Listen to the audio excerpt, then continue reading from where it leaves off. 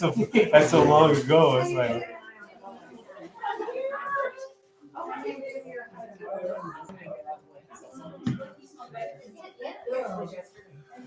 Austin, could you touch that briefly so we can make sure?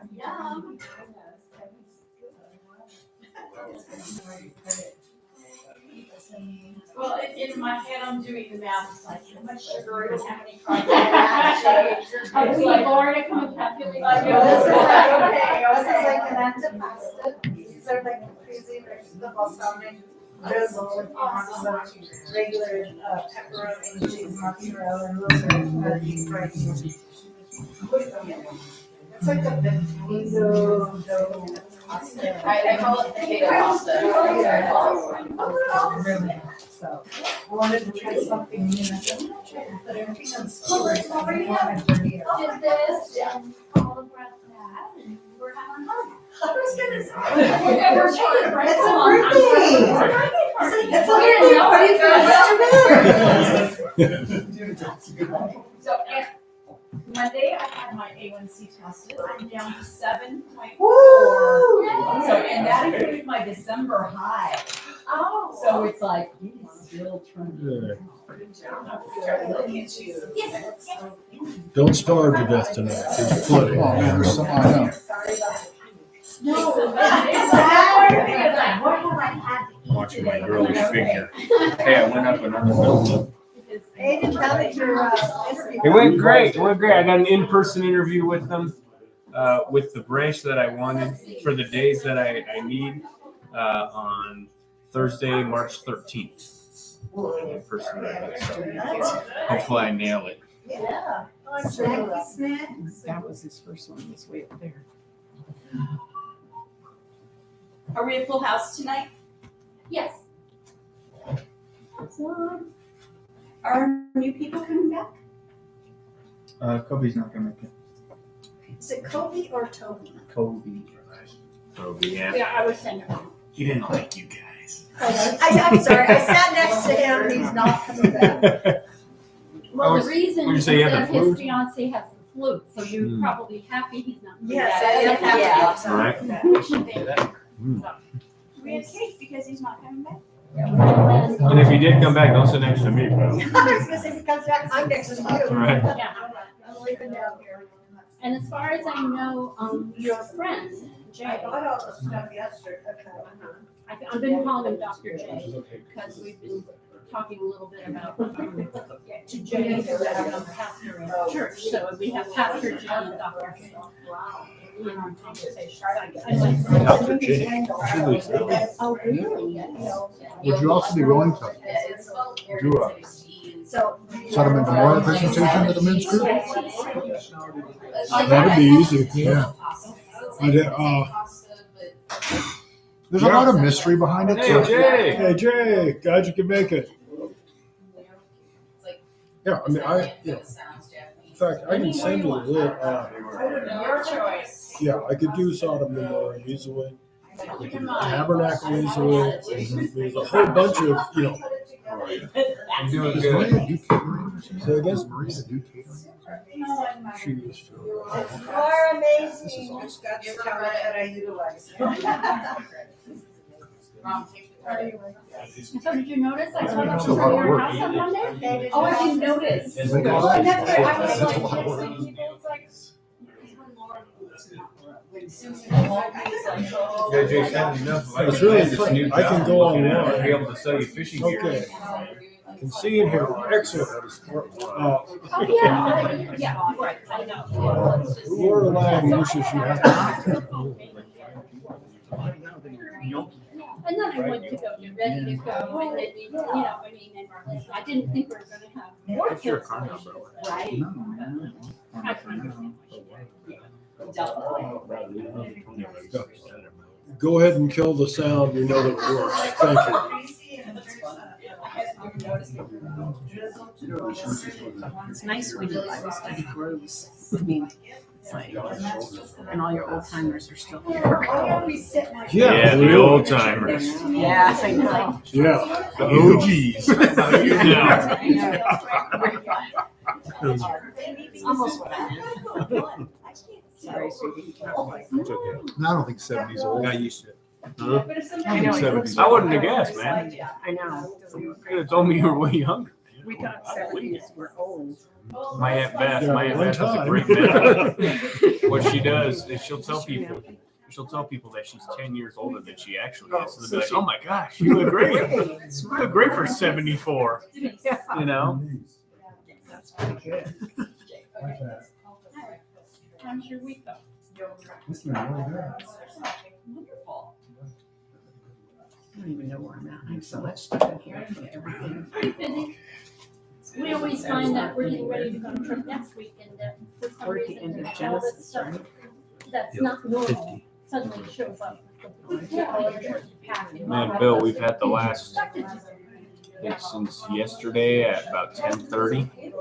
We've been out of Wi-Fi at the house. Oh, no. There's some people in the neighborhood digging stuff up, breaking gas lines. Who knows? Still gotta hang out as a family. That's I know we gotta like break out board games and stuff and look at each other. We gotta sit at the table like. Yeah. I introduced myself. Nice to meet you guys. Funny enough, I live in the West Wing. If you guys ever get your way down there, you can visit. There's discussion going on whether she's considered suicide. West Wing Memorial. He's gonna come to town when he's on spring break and pick up her stuff. Yeah, so with lack of Wi-Fi, I felt it was due time. I had to whip Axon's butt and some chest back to back and If I tried to. let him know that I'm intellectually superior Against against an 11-year-old. Yeah, there you go. Didn't want to, you know, You can compete where you can win, right? But he has his buddy spending the night tonight, He went counseling. and really smart kid. I'm like, hey Nash, you know how to play chess? Well, yeah. You good? Pretty good. All right, bro. When I get back from Bible study, game on. Game She on. had the friendship that she. Did you bring Chantilly? Yeah. I had to get it early today. Vicky didn't give me the blueberry scones. I bought them when I was there. The Chantilly is probably the best cake in town. Mhm. I know. I didn't realize it was going to be such a big group. I'd have gotten this year. Portion control. Yeah, right. Well, I won't be having any, so Right. automatically that's enough for everyone else. No, I've been watching my girl is shaking, you know. He has to fit in some dress pants pretty soon if he gets the job. I've already dropped down a belt loop and a half. So we're doing good. Good job. Good job. My general rule of thumb eating right now is if it comes from an animal or it comes from the earth, if it's God provided, I can eat it. So I'm keeping myself alive with meats and cheeses and fruits and honey, a couple of vegetables here and there. Yeah. I would have to do vegetables. That would. Oh man, dates can keep me alive. I Oh, love dates dates. are so good. There's actually, I found some like all natural, paleo friendly dark chocolate bars from Walmart that I've been getting here and there if I rarely update. Really good. They really blew me away. So I was like, oh, great, healthy chocolate. How good is this? How much am I going to throw up after I eat this, you know? But it But was. no, yeah, it actually turned out pretty good. I was expecting like World War II rationed chocolate bars. Yeah. That's the With flavor. no flavor. Yep. Oh, yeah, they were really good. That's good. Did you try this? Was it Yeah, those are good. That girl. Yeah. I don't think what they. But the other grandparents only have one grandparent. Looks like tater tots. Is that their fried milk cake? I know. Good. Everything's so good, Maria. I know. Delicious. So good. Thank you. Can't you sit up here? Who else is coming? Anybody else coming? Yeah, Maria, thanks for setting the bar real high with snack now. Yeah, next week I bring vanilla wafers. Everyone's like, nice. Banana pudding with it, that'd be fantastic. Carol is coming. Show up with 2 bags of Doritos. I can't help it, because that's just the chef cooking me. Yeah. There you go. Downstairs. I always asked go to be over. downstairs. When you say, hey, Neil, will you bring? Downstairs. If there's an I don't know intermission. if I don't ask you to bring it. So I know that I'm inviting you to all of my gatherings from now. Yeah, yeah, That would be great. yeah, that'd be fun. I can't wait. Yeah, I know. It's going to be fun So to do. Scott, there is room over here if you want to sit here. Jack, No, those why are the don't- things that I attach to the emails that I Me send and out. Joe set up That type of stuff. So everybody has the same thing out there. So You can sit over here if you want. It's Yeah, your you can choice. sit at the big people table. Yeah, he's sort of tall for the little kids table. Yeah, I wanna be up there. I could snack left. Scoot back there. Okay, in 3 minutes, we will sing happy birthday to Bill. Find Embarrass yourself the heck sitting out at of one of the Oh. stools, just eating the whole time. I've been singing it Bible's for a closed. month. Just like,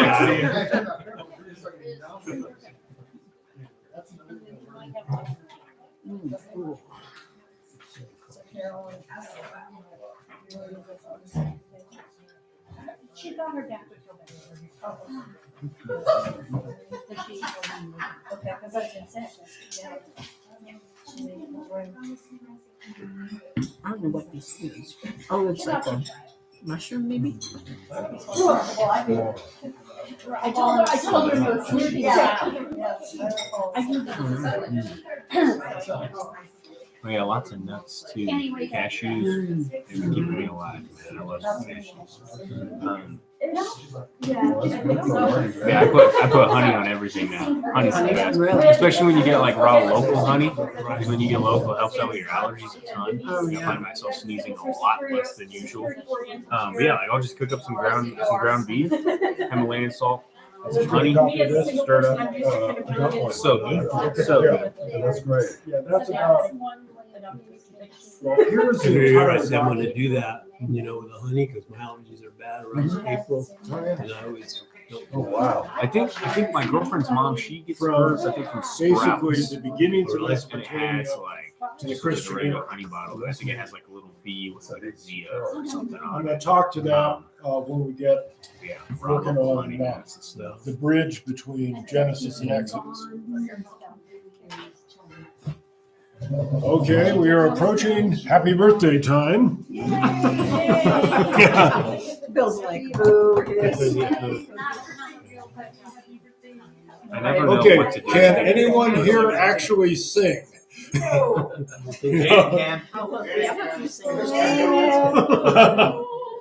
Okay, then Aiden, you are elected by your father to lead happy birthday. Hit it. Happy birthday to you. Happy birthday to you. Happy birthday, dear Bill.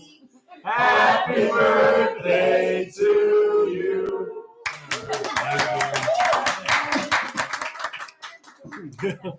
If you can remember anymore. I had to pause for a second. What's his name again? Yeah. Oh, what's his name? Happy birthday, what's your name?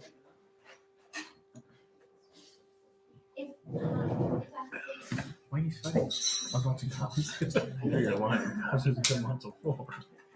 I have no idea. Not even her name.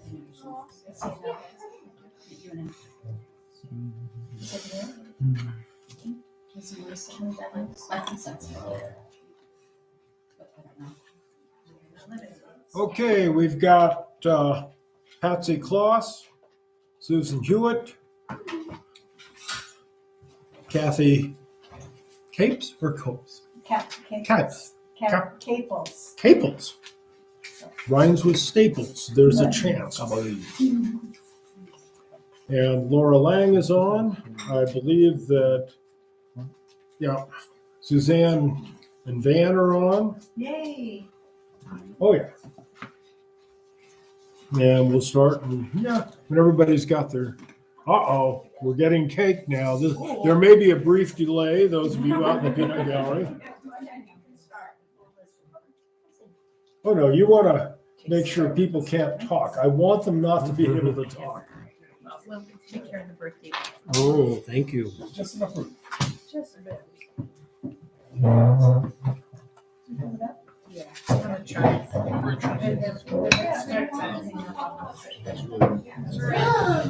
Maria, the snacks are incredible. Thank you. You missed the singing, but you're in time to have some cake. Deep fried gnocchi. Oh, That is. You said this has Oh, to be they are. served. They're really good. Yeah, I thought they were maybe like popcorn and shrimp or something, but You call them what? Gnocchi. And then I make that pasta with tortellini in it. I marinated the tortellini and the mozzarella balls in this stuff. I'm coming to your house. So, This afternoon. I think that is there. Oh, We got okay. tortellini. Now you have to have cookies and cake. I think I'm gonna have to kind of just work on it. Oh, yeah. Be diligent. It's excellent. I mean, different. Yeah, I love it. I love it. Yeah. I was going to try to make a joke about like, oh, Jesus must have like had a meal like this served by Nicodemus when he went to his house or something. So anyway, but And I'm sorry, it's really good. it's the, Nap this afternoon. it's the chef in me that just All can't. unintentional, you know. Yeah. No, but yes. Duck Dynasty, number one. It's just the chef in me. 27 steps to making one. When are you going to- Yeah, two of them. No, Really I just so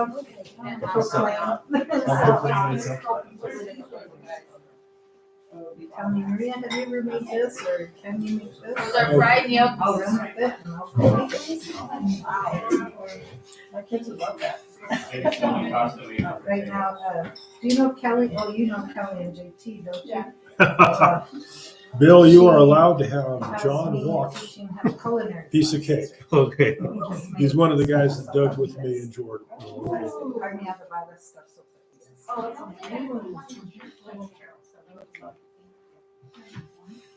Sounds amazing.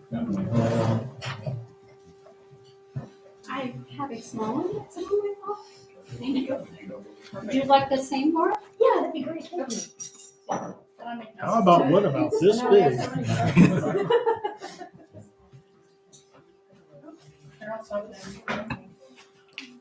Harry, remind me again, where are you going this time? Oh, South America. South America, that's right. Yep, fly out next week. All over the place or just one country? Argentina, Uruguay, out to the Falklands, around the tip. Man, you gotta eat some barbecue in Argentina and tell me Oh, how I good play. it is. It I've heard is. it's amazing. It is on the menu.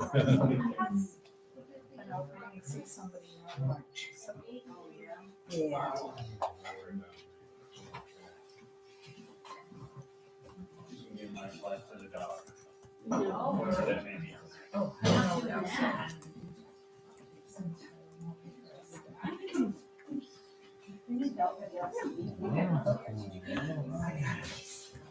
Thank you so much. Yeah, let's just start coming over to Harry's for Sunday dinners. Everyone bring a dish. Well, okay, your house sitting for me. There's- Yeah, our house there's sitting food going. in- There's food in the freezer, in here and out in the garage. You can crash here. You don't have to. but-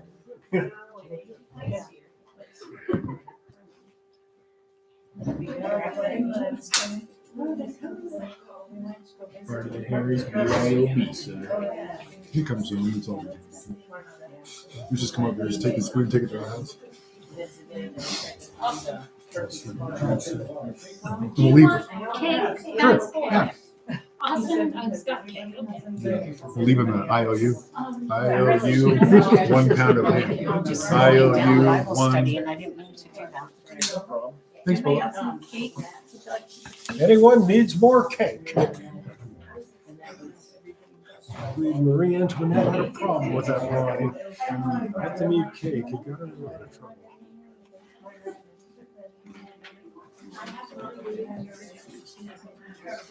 Come here.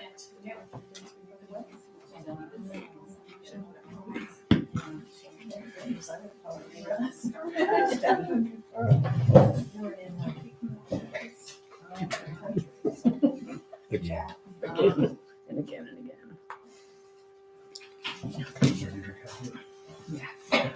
Because I took my Tylenol. Okay, Has everybody got whatever they want to drink? Enough cake?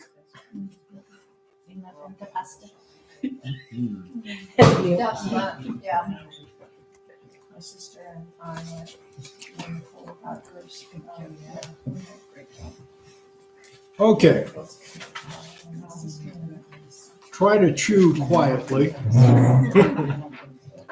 Everybody got the coffee, tea, whatever they need? Okay, we can get started. Let's go to the Lord in prayer. Father, thank you for the privilege of being your children. Thank you for my brother Bill. Thank you for his life, the testimony of his life. Help us to aspire to be more Christ-like in our daily lives. Grant us your peace. We pray for the peace of Jerusalem and our nation. In your name, amen. Amen. Okay, last week we ended on a very high note. When Jacob had finished commanding his sons, he drew his feet into his bed and breathed his last. And he was gathered to his people. So passes Jacob, son of Isaac, son of Abraham.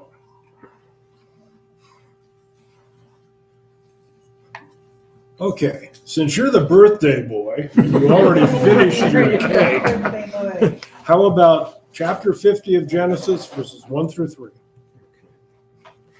Joseph threw himself on his father and wept over him and kissed him. Then Joseph directed the physicians in his service to embalm his father, Israel. So the physicians embalmed him, taking a full 40 days, for that was the time required for the embalming, and the Egyptians mourned for 70 days. Okay, this is the same type of mourning they would have for a provincial governor or the pharaoh, 70 days. Joseph is a very important man, and his father is being honored by being embalmed. This is not a cheap process, but it would have been done in a temple to Anubis. So we tend to lose sight when you read that. It's very nice that, okay, he was being honored. Yes, he was. But he was being honored by trained embalmers, who are also called physicians. Same word. That worked for Joseph. Joseph had responsibilities throughout Egypt, not only for food, but apparently other things. So, very important man, and his father's being treated like a very important man. Okay, Paula, thank you for bringing such a wonderful cake.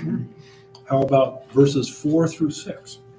4 through 6. When the days of mourning had passed, Joseph said to Pharaoh's court, "If I have found favor in your eyes, speak to Pharaoh for me. Tell him, my father made me swear an oath and said, I'm about to die. Bury me in the tomb I dug for myself in the land of Canaan. Now let me go up and bury my father, then I will return." Pharaoh said, "Go up and bury your father as he has made you swear to do." Okay, he's going back, he's taking his father's body back to the cave of Machpelah in Hebron. Same place that his father and mother were buried, and his grandfather and grandmother were buried, and his wife Leah was buried, not Rachel. Leah won in the end. Yeah, but she didn't die. Yeah. Small price to pay for a victory. I mean, You say that like She that's probably bad. doesn't care. yeah.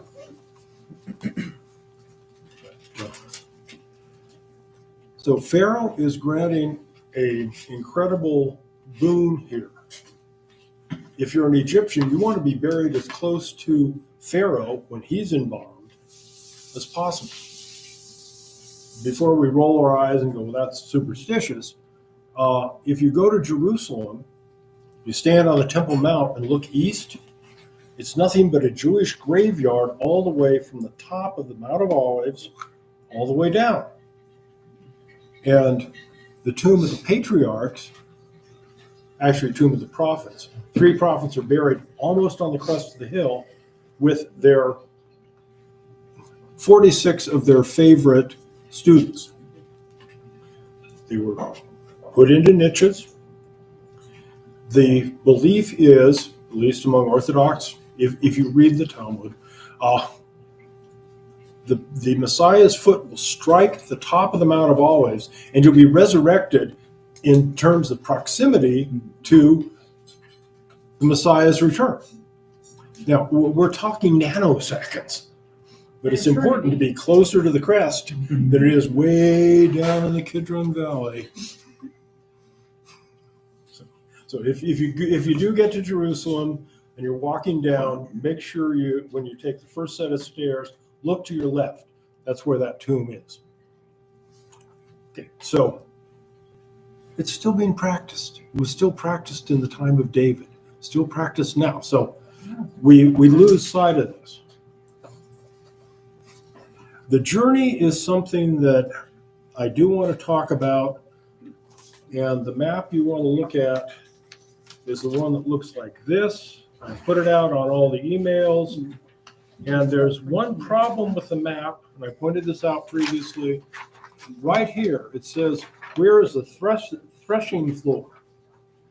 And the threshing floor is east of the Jordan River. I'm sorry, last time I checked, if I'm coming up from Egypt, and I'm going to a threshing floor on the east side of Jordan, it's got to be between the Dead Sea and the Sea of Galilee. Just, rational. That puts it about here. A place called Tel El. But many of the maps, including the one that I put out, show it somewhere out here, we're not sure. So as we read the next section, look very hard for the word east or west. See what it means to you. Now, this is not a doctrinal issue. This is just one of Harry's pet peeves. There's only one verse that says where that is. And it says east of Jordan. So you never make a doctrine based on one verse. That's not scriptural. That's just, for my sanity, I go 3 verses or more supporting an individual doctrine. You do not have to accept that. That is just one of my pet peeves. There are too many Christian doctrines that are based on one verse or one thing that Paul said may be taken out of context. Let's go for context. Let's go for who the audience was. Let's go for, did Paul say it more than once? Just a hint. Okay, Scott, how about 7 through 11?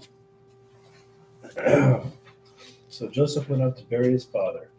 With him went up all the servants of the Pharaoh, the elders of his household, and the elders of the land of Egypt, as well as the household of Joseph, his brothers, and his father's household. Only their children, their flocks, and their herds were left in the land of Goshen. And there went up with him both chariots and horsemen. It was a very great company.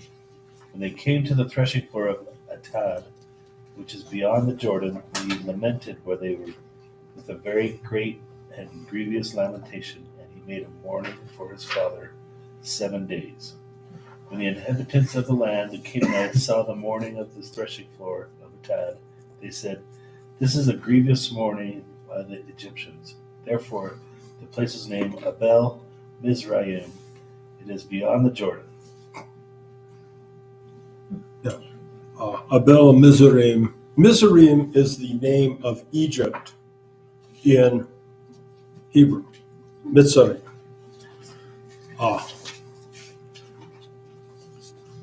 Abel, simply mourning. Now, why would they take a route that isn't direct? I mean, this is the direct route. That's what every map shows. However, the Egyptians have copper mines here. They may have used this carrying of his casket, if you will, back into Israel, into Canaan, as a way to show we're in charge. We, the Egyptians, control, and we come out of here, we cross probably the Mitzvah Pass, possibly Kadesh Barnea, And then we'll go up along the edge of the Dead Sea, visiting each one of the cities that are tributary to the Egyptians, reestablishing that we control. That's only a theory. We only have these verses. I'm trying to give you a reason that they might do that. The other map that pops up here, you've got that on your emails, I think. There's something called the King's Highway that cuts right across. All the spices come from down here. The Egyptians controlled that route. So they would have had military, probably guest houses along the way to make that easy, that possible. Again, that's just a theory, but it's the only one that sort of made sense to me if I'm explaining why do I go an extra 80 miles to come around the Dead Sea to come back down to Hebron? You know, not the most logical route. But it says twice, beyond the Jordan.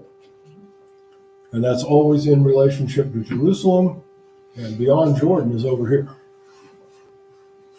NIV chose to make it near the Jordan just so they could avoid that, but then they put it in the footnote. Did they put it in the footnote that the Hebrew doesn't use the word near? Yeah, I think so. Okay, yeah, just, you know, this is a minor point, I know, just because I dug out what may be that site, I'm a little more sensitive to it. Yeah, just saying. I admit my own prejudices, okay? I'm not trying to say this is the only thing that could be. But this is a military procession, Oh, yeah. or almost think parade. And I mean, when we think about Queen Elizabeth died, a lot of that things happened in a lot of places along the way. Yep. Yeah, a military procession is a good way to describe it. They did say chariots, not just wagons. Chariots are particularly comfortable. You know, they did not have something called shock absorbers. They did not have any kind of. They didn't have suspension back then? No suspension. Yeah, and brakes are whoa. So, we're limited to what you can do. Wagons are much more comfortable. Would any of those roads have been more developed and smoother? We're not talking Roman, we're talking Egyptian. Yeah, these are dirt paths. Quickly done. Yeah, well, they were done to move copper, bring it back to Egypt. The whole purpose of the road is to get products we want to Egypt.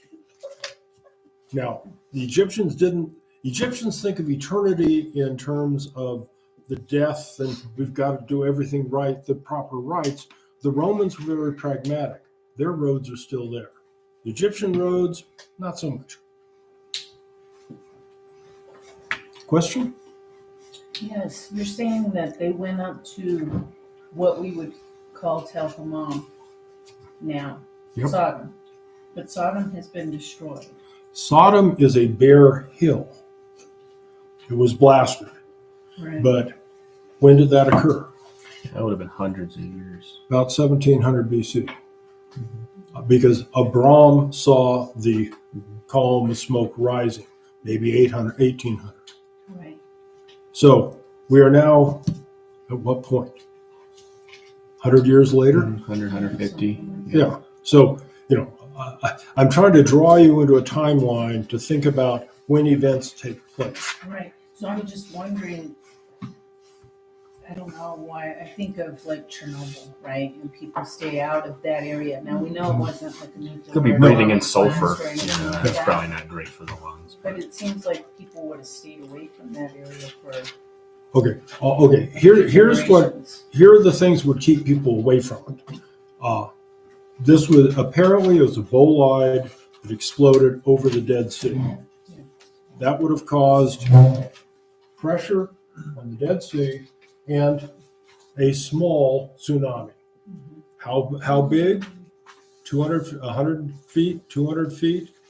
I can point you to books on that of what the results would be. But it raised the salt level in the delta of the Jordan River. It's called a kakar. The kakar just means the dish. And it goes about 20 miles north, and then the canyon narrows. So you would have pressure on the Dead Sea, wave coming up, maybe 200 feet in elevation, and the cropland would be inundated with salt.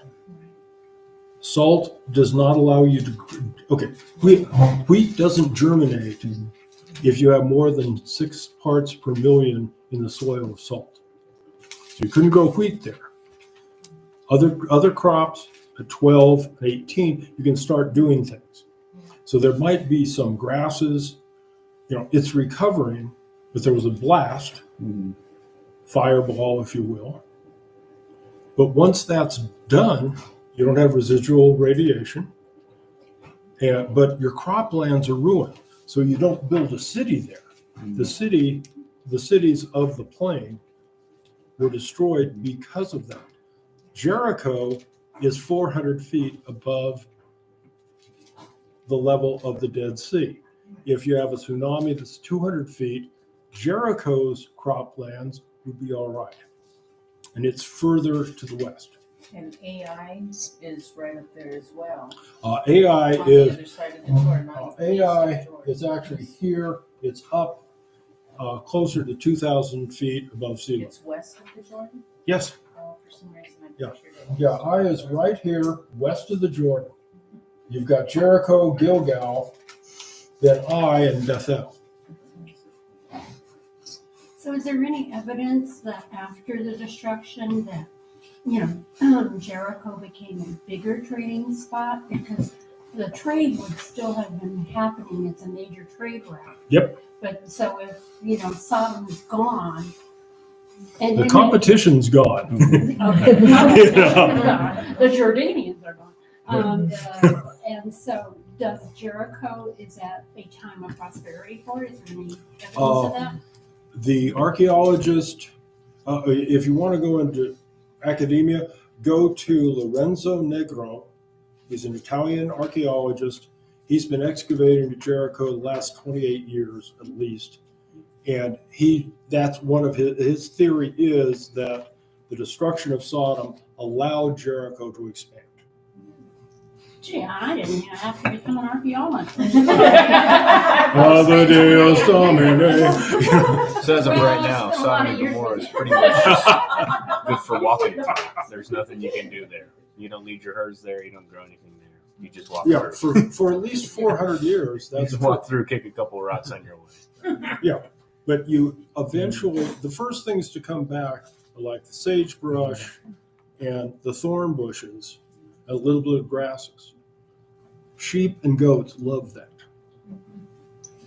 But if there's no city there, a couple hundred years after this event that we're talking about, the funeral cortege, other people are going to be there. So we'll get to that. Okay, other questions? I mean, this is what this study is for. Try to explore what's really going on. How long would it probably have taken? Okay.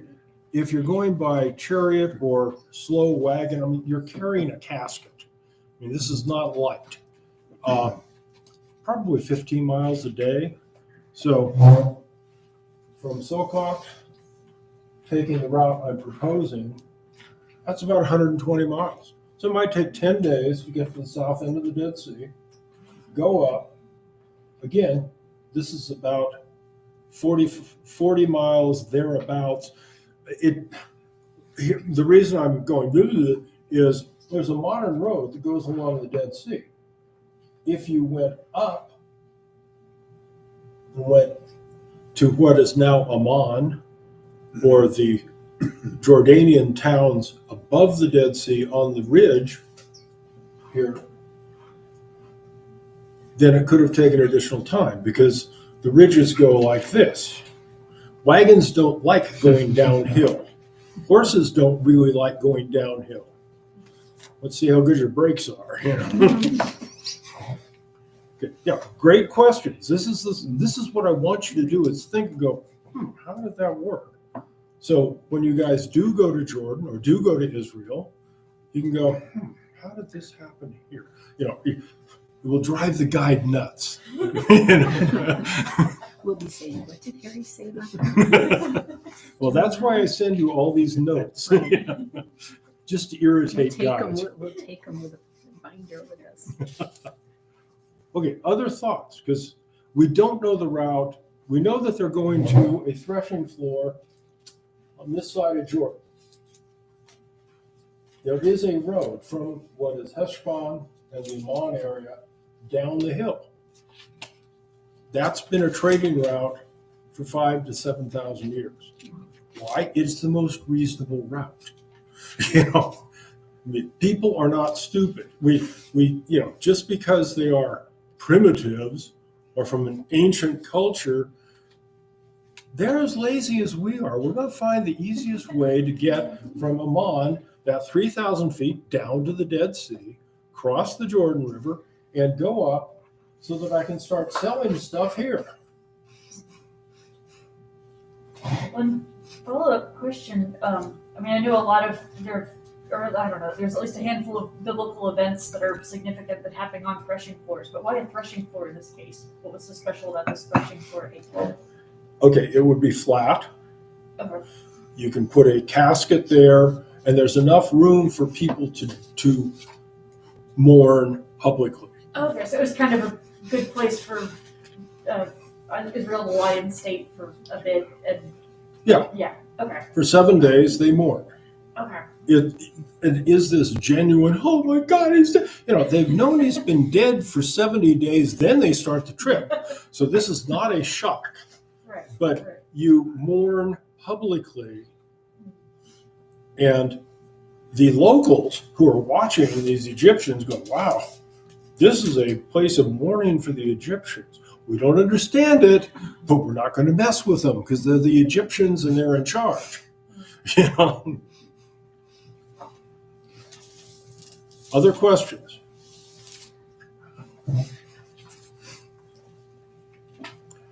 Okay, who's up for verses 12 through 14? Thus his sons did for him as he had commanded them. For his sons carried him to the land of Canaan and buried him in the cave of the field of Machpelah, to the east of Mamre, which Abraham bought with a field from Ephron the Hittite to possess as a burying place. After he had buried his father, Joseph returned to Egypt with his brothers and all who had gone up with him to bury his father. Okay. We know nothing about the route. I would suggest that they take the shortest route down the hill from Hebron, go to Beersheba, head for the coast, and go. That's my best guess. They've accomplished the purpose of this journey. But again, we don't know the exact route. We don't know what Tuesday morning they started out on. None of that, okay? They're going back to Egypt. Stop for a moment and think, okay, the 7 years of famine are over. Why aren't they going back right now? They left the kids and everybody else back there. Okay. When you got a brother who's a second in command to Pharaoh, why would you? Don't mess up a good thing. Don't mess up a good thing. It's Okay. human nature. Anything they need is a shot away. If they were even letting them go on this little field trip for however many days, yeah. Yeah. They're just going to come back and return to the cities. They can now compare what's it like in Hebron, which was where they were. That was their base of operations. Hebron, Beersheba, that kind of area. And they can compare it to lush green Nile and not so lush, not so green. Oh, by the way, the river Nile never goes dry. Thank you, Jerry. I mean, Neither do I. well, I mean, the promised land, was it ever promised to the Jews prior to Genesis 15, promise to Abraham, to his seed forever. So, I mean, in a sense, did they abandon what God had given them and provided for them? Should they have gone back? Should they have? When the land was already theirs, they'd already established it, they already had their wells. Was it a mistake on their part by just going back with Joseph? I don't know. That's why I asked the question, because they've been promised the land of Canaan. So then they're going to go back in a few hundred years and they got to fight for it. Whereas they could have just stayed there when they went. Were they ordered to leave their children in flocks behind? Well, I guess you would, because if it's going to be an arduous journey, especially if they take the long route, you're not going to have a bunch of kids and cattle with you. You got to make it in a certain amount of days. Yeah, but I want to raise the issue of this was a point where they could have said, Pharaoh, it's been real, it's been fun, but we have to go back to our land. There's no mention of that in the scripture. But if you've followed, as most of you have with me, the life of Abraham, Isaac, and Jacob, it's all about the land. But the land of the Nile looks like the land of milk and honey. This doesn't look quite as good. Although it does say in 48, when Jacob was praying for Ephraim and Manasseh. Yep.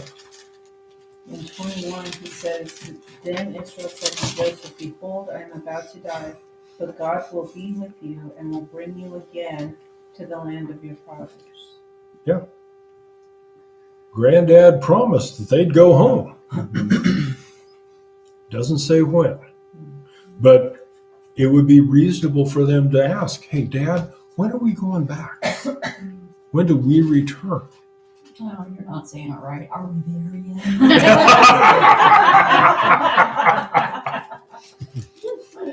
yet? Yeah, that's what they would be saying. Okay, I raise that just as a thought. Other questions at this point, because we're going to have a family drama again. Okay, Carol, can you handle the family drama? 15 to 21. All right. When Joseph's brothers saw that their father was dead, they said, It may be that Joseph will hate us and pay us back for all the evil that we did to him. So they sent a message to Joseph saying, Your father gave this command before he died. Say to Joseph, Please forgive the transgression of your brothers and their sin, because they did evil to you. And now please forgive the transgression of the servants of the God of your father. Joseph wept when they spoke to him. His brothers also came and fell down before him and said, Behold, we are your servants. But Joseph said to them, Do not fear, for am I in the place of God? As for you, you meant evil against me, but God meant it for good, to bring it about that many people should be kept alive as they are today. So do not fear, I will provide for you and your little ones. Thus he comforted them and spoke kindly to them.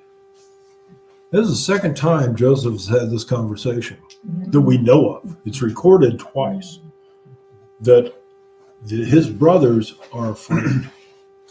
Because, as Chris pointed out, he's the number 2 man in Egypt. And now that Jacob has been properly buried, now I'll take my personal revenge. What does it say about the other 11 brothers and how they look at the world?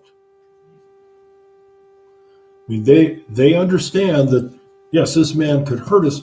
Well, let's lie to him and say, your father, before he died, commanded. Why make up a fabrication? They're trying to fill in the power vacuum left by their father dying, and since they knew that Joseph was concerned about, okay, is my father still alive and is Benjamin still good? Yep. And so they're like, let's see if we can push Dad's influence a little further, keep us from, losing our heads. And I mean, especially since I kind of find it funny that Joseph is saying, am I in the place of God? It's like, well, you're second in command of the country we're living in, and you saved our lives. So, you aren't God, but you're pretty darn close, at least in terms of hierarchy. Yeah, but look at Joseph's reaction. He weeps. Guys, please. How many times do I got to tell you, you meant it for evil? Got that. I know, I experienced that part. But God meant it for good. Now, I will take care of you and your children. So his position will put a fence around them in Goshen.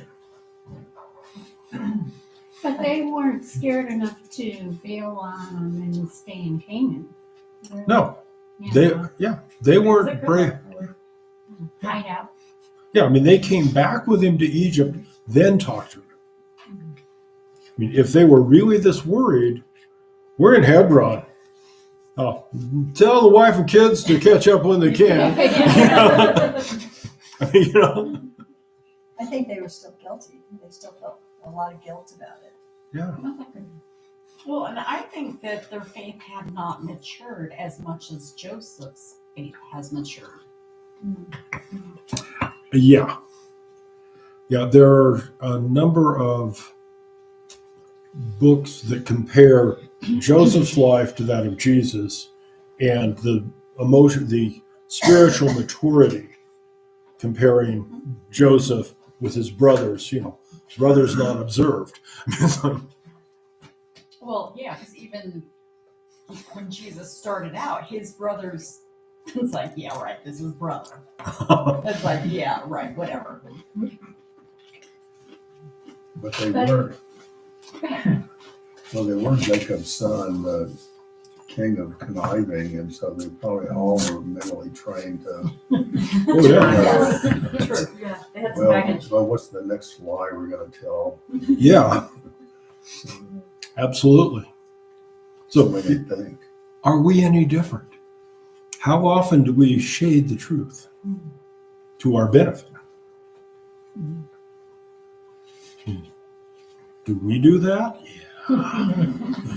Guilty as charged on occasion. Try not to, but.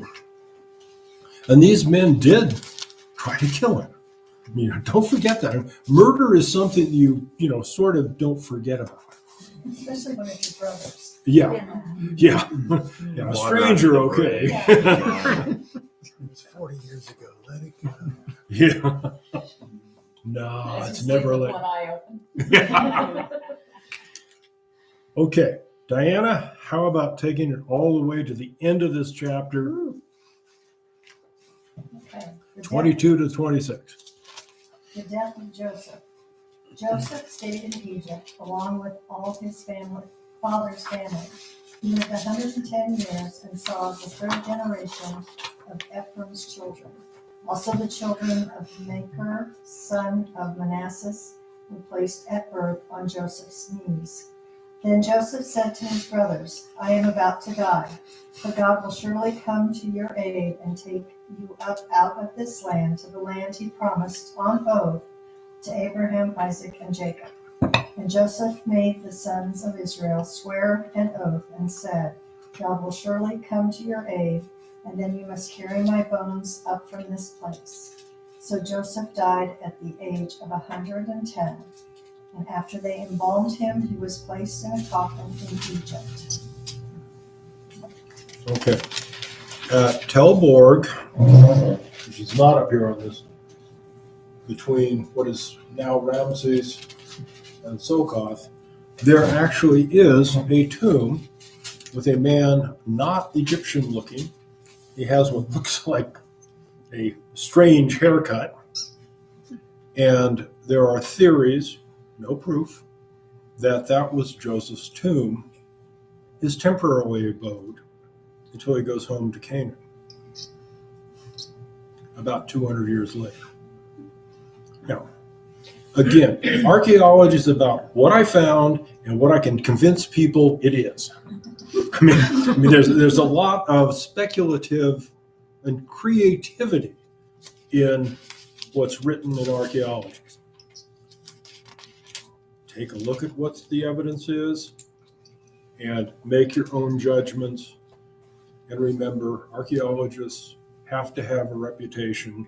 They have to publish or they starve to death. So, It's like every other bread. If I call it Joseph, then it's worth it. Okay. He's in a tomb. Yes. Denise? Okay, so I have a footnote. Okay, the coffin was a mummy case, but that takes me back to Jacob. Was Jacob's coffin also a mummy case? It says coffin. It doesn't say mummy case. Okay, but For Jacob. For Jacob. Does Joseph's in my version. Okay. Placed a coffin in Egypt.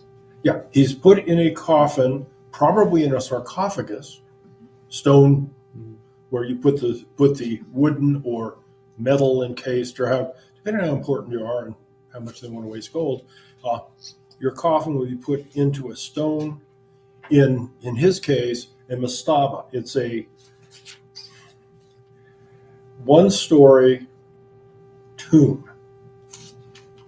They were not building at this point in time pyramids. Pyramids is back in the Old Kingdom, dynasties 1 through 5. Joseph would have been in a elaborate mastaba, probably with murals on the walls. Okay, so it would have been different. It would have been more than different. Likely. Yeah. Okay. Yeah. He's an important man in Egypt. Right. The Egyptians love to celebrate important people because important people may go into the afterlife. If you're buried near them, you get to go with them. So would these coffins or sarcophagus gone into the cave? That's not the normal Canaanite Jewish burial practice. No. That's Egyptian. That's Egyptian. So would they unpack Okay, them when go they got back to the to- door? Okay, go back to 50 and look at. Okay, just as 7 days morning, threshing floor. Look at the burial in 50 verses 12 through 14. They followed all his sons carried him to the land of Canaan, buried him in the field of Machpelah, east of Mamre, that's Hebron. Yeah, cities changed their name throughout history, just to not confuse anyone.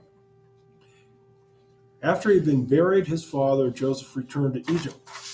What I think occurred was he was embalmed, he's in a casket, he was probably taken out of the casket by his sons and put into the tomb with the other ancestors. The tomb is then sealed. Someone has to come back when the bones finally are defleshed, and the bones will be put with the others. I don't think he was in a coffin in Canaan, Right. but for the journey to Canaan, yes. Correct. Okay, but maybe not the big old stone sarcophagus. Oh, no. The word in Hebrew is coffin in each case. Okay. But yeah, this is the kind of thinking I like. You know, you read the text, okay, what does it, what visualize it, what does it really mean? So in Egypt where they sort of say that it was the burial site of Joseph and the hair looks different, is that on the wall, No, that's a statue. a statue? A statue which was actually broken. I didn't think to reproduce that, I'm sorry. But it's Tel Borg, trying to remember the digger there. Mine, I have written down Tanis is where it was. And That there would be were no that bones. would be the Egyptian name Right, of, oh, okay. yeah. And they didn't find any bones when they opened it up. So Nope. it kind of supported, There's a broken statue, but when a town is abandoned, the Nile changes its course. You move 2 miles, this Tanis is abandoned. You take as much of it with you as you can. Building material in a marshy environment. Let me see, I have bricks that are already fired, that were in a mastaba for somebody I don't recognize. Not my king, not my problem. I'm going to use these elsewhere to build a wall. Is it easier to fire bricks or put them on a cart, move them 2 miles, and put them in place? That drives archaeologists nuts, but it's reality. It's a bit of a random question. Sure. We're not told in what order the brothers died, correct? This is all you got. But one could assume that Joseph would probably be later on in the line, considering he's younger. The only one younger than him is Benjamin. So I'm thinking, And he lived 110. yeah, Joseph is more Egyptian than he is Canaanite. He spent most of his life there. I would assume his sons are more familiar with Egyptian burial rites than they are with Canaanite ones. And if Benjamin is his only living Canaanite relative, I feel everything would have been done Egyptian way. It's just through and through until he is All the way his remains to are brought. 110 years old. In Egyptian mythology, cosmology, if you will, that's the perfect age. You see 4 generations, and you die at a ripe old age of 110. No pharaoh ever made it that long. The record is 96. Inbreeding tends to do that. Oh yeah, You know? yeah. Tends to cut things short. Yeah, Couple I mean- club feet through the genealogy. Your emotional life is shot if you marry your sister. Right. You know, I'm thinking some civilizations, it's not good to be the king. Yeah. I mean, you get a little more genetic. A Habsburg chin here or there. You know? Oh, yeah, not a pretty picture. Well, and that would answer the question why they didn't take his body back the way they did with Jacob right away. They did later, but not right away. He'll be buried in Shechem. Yeah, that makes sense. Okay, we're now moving to a place where I'm going to ask some stupid questions, but to set up how Exodus plays out. It's the departure from Egypt. It's a story of great acts of God and foolish acts of men leading to spiritual defeat and death. Think about that glorious Exodus. The New Testament summary comes from Hebrews 3, 9 to 11. For your fathers tried me by testing my forbearance. I saw my works for 40 years. That's the 40 years of the journey in the wilderness. Therefore I was angered with this generation and said, they will always go astray in their hearts. They do not know my ways. So I swore an oath in my wrath, they shall not enter my rest. Only 2 men make it out of the Exodus alive. Caleb, Joshua.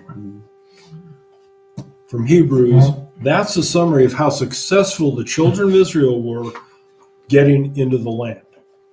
Now, we're going to spend a long time, depending on how long it takes to get through the book, looking at the Exodus in great detail. We'll be looking at the tabernacle. We'll be looking at the acts of God, trying to show this people, I am a great God, believe me. Don't follow the gold, don't make a golden calf, follow me. Don't go and try pick up manna on the Sabbath. There will be no manna on the ground. People went out with baskets looking. I mean, it's just, so we'll see some things that we kind of go, should have had a V8. Okay. The second thing I want to cover looking at Exodus is, when did it happen? In terms of timelines, dating, that sort of thing. Yeah, everybody's grabbing the thing that I put out. Well, I have a timeline in my Bible right now. Yeah. Oh, you're cheating now. No, 1875 to 1405. Yeah, on a Tuesday morning. At 4 o'clock. I got 1446. Yep.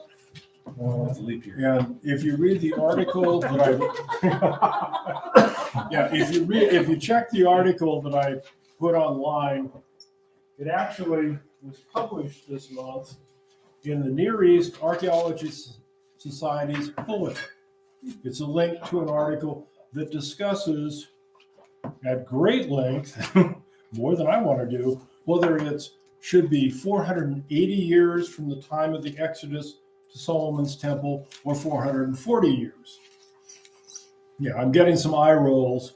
Yeah, this is the sort of thing, if you really want to start digging into dates and what does the Bible say, that's the sort of thing that they spend a lot of time debating. Who wrote that article? Oh, shoot, I can't remember his name. It's King's dating. Henry B. Smith. He's one of the associates in biblical research. He's a fairly solid citizen, does good research. But, this is the sort of thing that if you really want to get into the languages, knock yourself out. Let us know what you find out. That's what we have you for.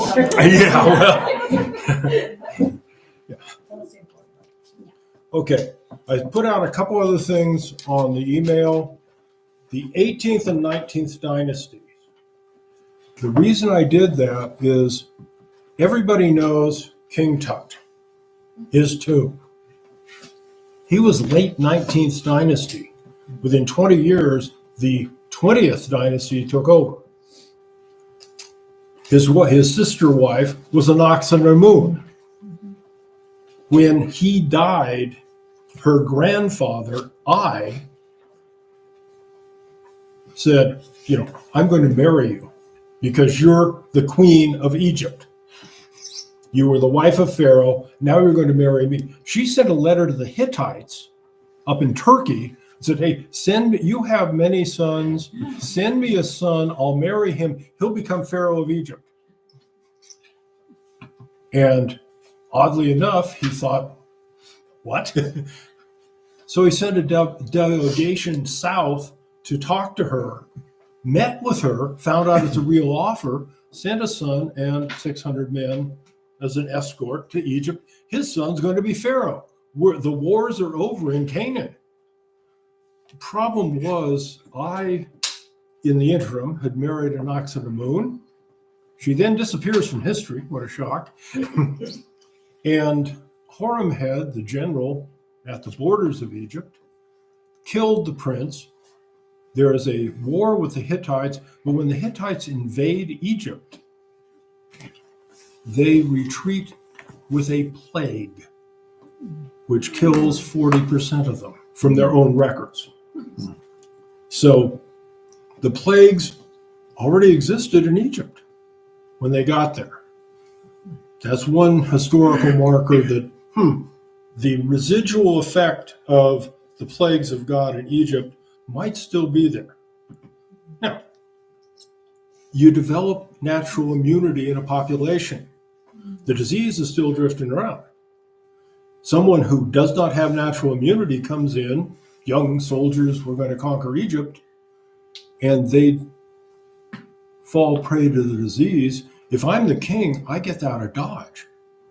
He takes the plague from Egypt all the way up to Turkey, Hatti, and the Hittite Empire is weakened. We know that occurred. Things that we do know happened. Joseph is in the land of Egypt about 1700. Why? It's the middle of the Hyksos period. Somewhere between 1750, 1650, you've got Joseph in Egypt. His father comes in 30 years later. So Israel is in the land. They're in Goshen. The opening lines of Exodus in chapter 1, verse 8. Now there arose a new king over Egypt who did not know Joseph.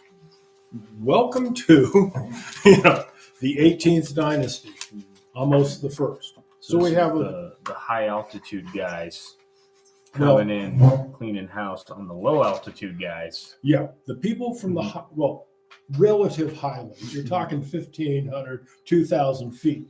We're not talking the Himalayas. The uppers are taking over the lowers. Thebes is coming south, and over a series of years, they conquer all of Egypt. When you conquer all of Egypt, you can call yourself Ahmose the First. I am now the 18th dynasty. We're here. So at the beginning of the 18th dynasty, lines up with a Pharaoh arising who did not know Joseph. Yeah, this sets them up for these new kings that they don't acknowledge Joseph and what he did. So there's no there's no need for them to adhere to the Israelites at this time. That's correct. Okay, the other facts that we have outside of Scripture are something that dates to, you probably heard of Akhenaten.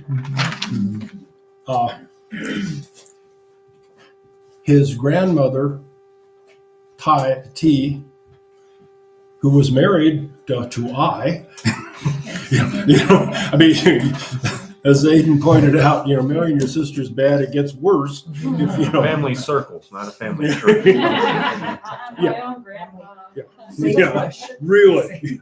They don't branch. Okay. He found it because the priesthood had grown powerful as the pharaohs grew weaker. He decided we're going to worship one God. We're going to stop any temple worship of any of the other gods of Egypt, and we're going to worship the solar disk, the Aten. And he changed his own name to Akhenaten. And his wife, Nefertiti. They have 3 daughters, no sons. And they moved upriver to Amarna. It's a city that was built by that pharaoh. And after his death, 12 years later, everybody moves back. They worship the old gods. Everything's back to what it should have been. And you get I becoming pharaoh. You have him marrying his granddaughter. You have the Hittite problems. But while they're in Amarna, they got a lot of diplomatic correspondence from the people that have been abandoned. If you're interested, this book is by William Moran. And the correspondence is from people that have a problem. The people are the leaders of places like Jebu, Jerusalem, Gaza, Gezer, Jericho, Lachish, Bethel, Dor, Bethshan. These are the big cities in here. And they're being attacked by somebody called the Habaru. It's either Habaru or Abharu. They're raiding, they're stealing, and they call themselves the mayors of these towns because they are subservient to Pharaoh, and they're asking Pharaoh for troops. They're asking for 60 archers, 200 footmen, chariots, whatever you'll send, but help us. We don't have enough.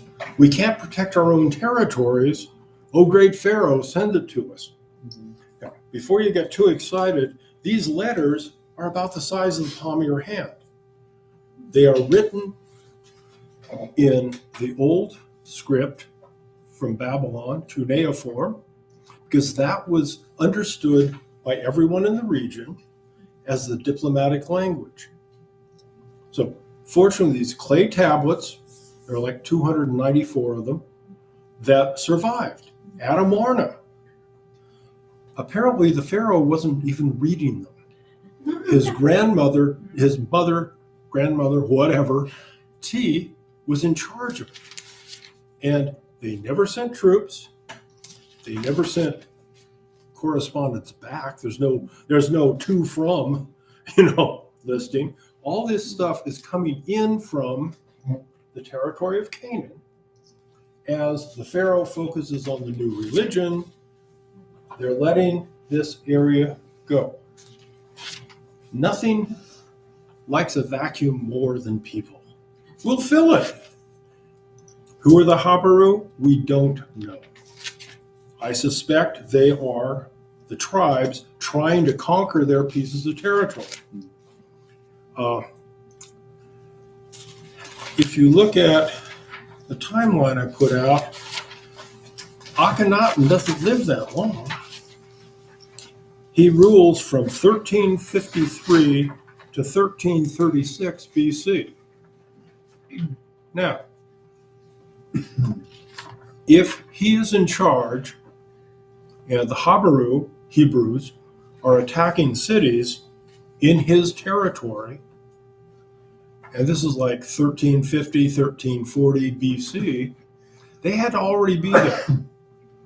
So the Exodus and the conquest has to, I submit, would occur sometime between 1350 and 1450, which in order to get a people group in there, established enough to go raiding into these cities, probably stealing sheep, stealing slaves, just about harvest time, you're at your threshing floor, putting wheat up into the air, and here come a band of Hebrew and say, we'll take all the wheat, thank you very much. And you're a slave now. I don't want to be a slave. Well, you're not a slave. Do you want to be a slave? I'll be a slave. You know?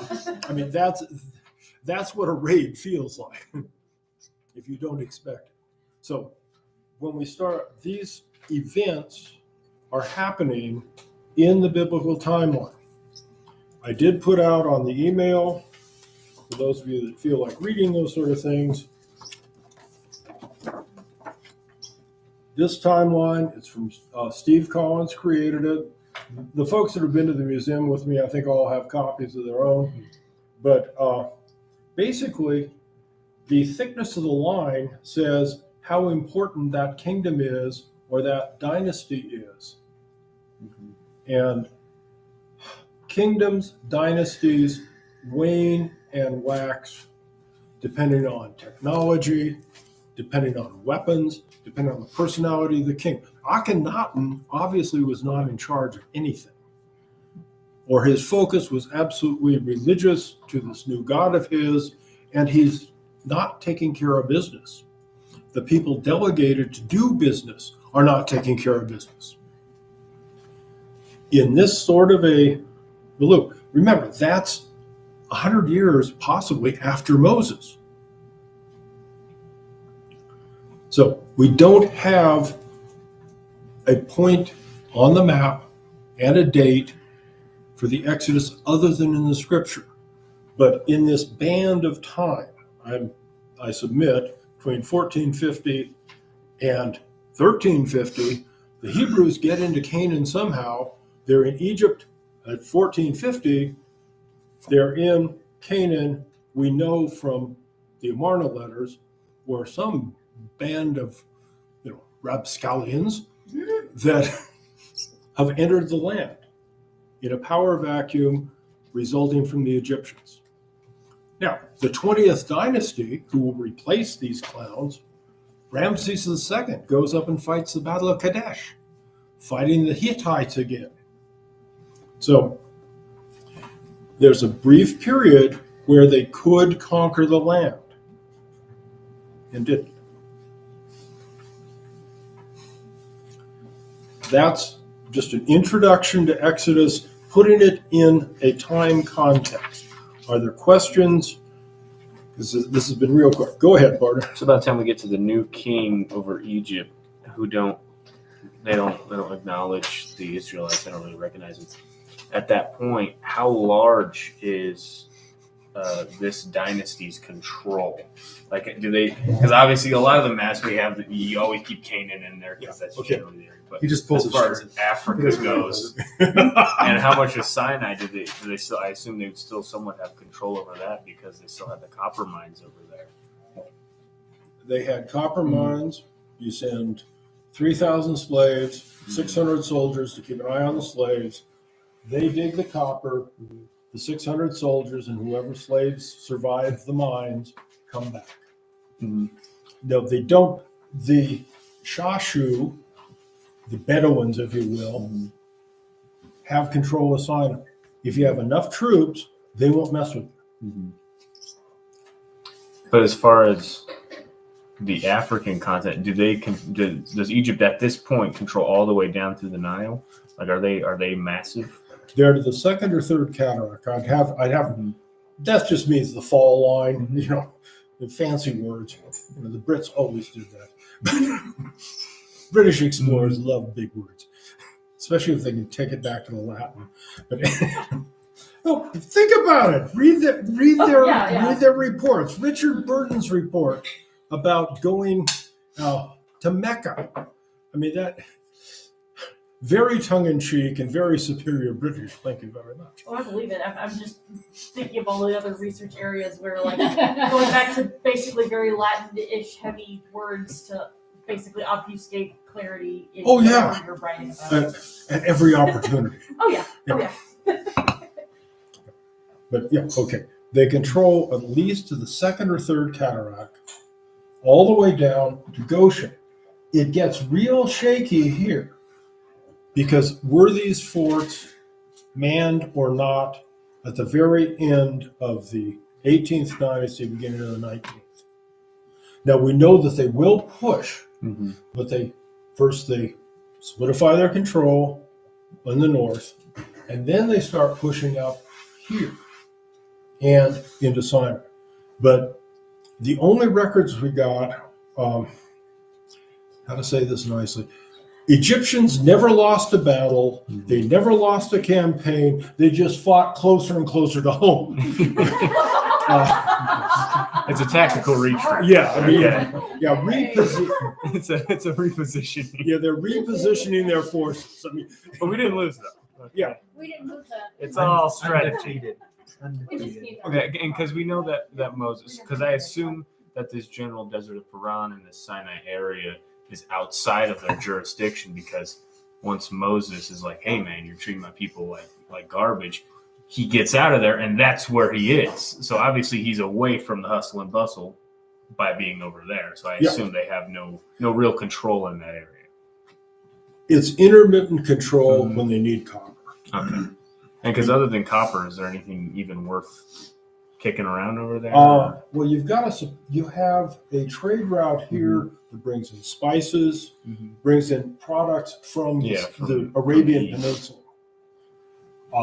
The stuff coming from Babylon would come up along the Fertile Crescent and down the coast. Now, the coastline they're going to try and control, and they'll establish control here, at Gaza, at Gath, Gezer, those type of places. They will start establishing control once they can get up there. But initially, they have to wipe out the people loyal to the previous dynasty. And Joseph and his associates might be considered loyal to the last dynasty. So, great questions. As Chris said, you're pulling a string, and you know it. That's when Joseph's brothers hit the road. Yeah. The good times end with the death of Joseph and a change of dynasty. I think that's very safe to say. Other questions and thoughts before we get into the actual text of the scripture?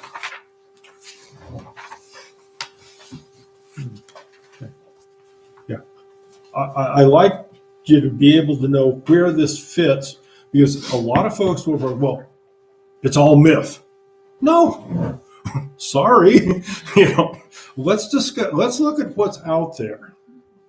But the last point on Egyptians, when Ramses fights the Hittites north of here at Kadesh, he portrays it as a great victory on his pillars and throughout his kingdom. It was a drawn battle.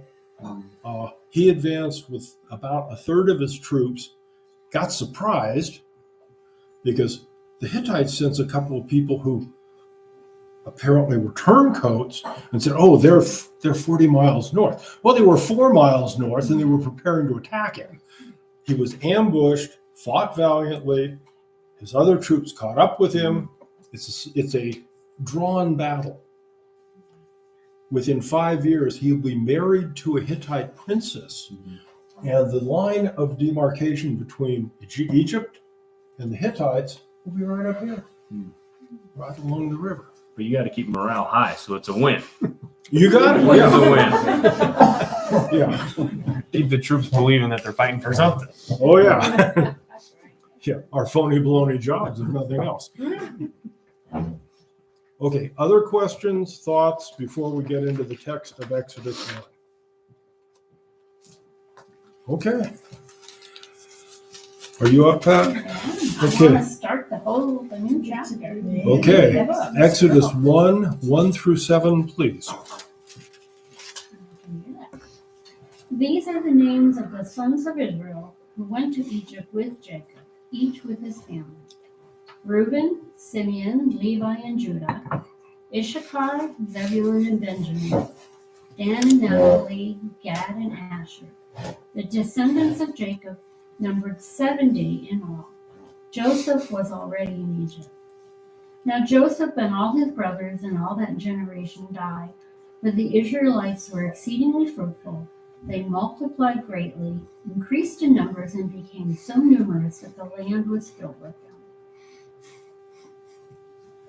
Who's missing from this list? Women.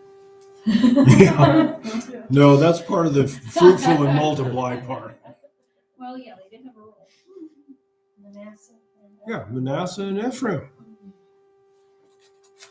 You know, Jacob went to a great hand switch to make those his sons. They're not listed here. So, but Joseph is, and the earlier question of who died first, we don't know. This is all we've got is a sequence of when they died. But Israel is living in the land of Egypt, and they're increasing abundantly. They're starting with only 12, 13 families. We're talking, how many children can each family produce in a generation? Well, especially in a culture where like a man can take multiple wives. I mean, Yeah, one wife or multiple wives. You know, those are the kind of questions that academics ask and think about, because numbers are critical. But they get larger and more important, in part probably because Joseph had some wealth. So they're doing well right up until Denise reads verses 8 through 14. Then a new king who did not know about Joseph came to power in Egypt. Look, he said to his people, the Israelites have become much too numerous for us. Come, we must deal shrewdly with them, or they will become even more numerous, and if war breaks out, will join our enemies, fight against us, and leave the country. So they put slave masters over them to oppress them with forced labor, and they built pythons? I don't know what it is. Listen, And Ramses as store cities for Pharaoh. But the more they were oppressed, the more they multiplied and spread. So the Egyptians came to dread the Israelites and worked them ruthlessly. They made their lives bitter with hard labor in brick and mortar, with all kinds of work in the fields. In all their hard labor, the Egyptians used them ruthlessly. isn't this great? We went from being relatives of Joseph to slaves. This is not unique to the children of Israel. If you are a Shemite, i.e. anybody from Canaan, you are a lowlife. And the Hebrews who were elevated have come way down, because the people from up country are pure Egyptian. And the Hyksos were Shemites. And when the 19th dynasty almost kicks the Hyksos out, they do several campaigns into Canaan to break up the cities, raiding, destroying the Shemite cities. They don't want a power base of people, mixed peoples that are not Egyptian, having any power at all. Now, Pithom is north of Sokof, here along what will eventually become the Suez Canal route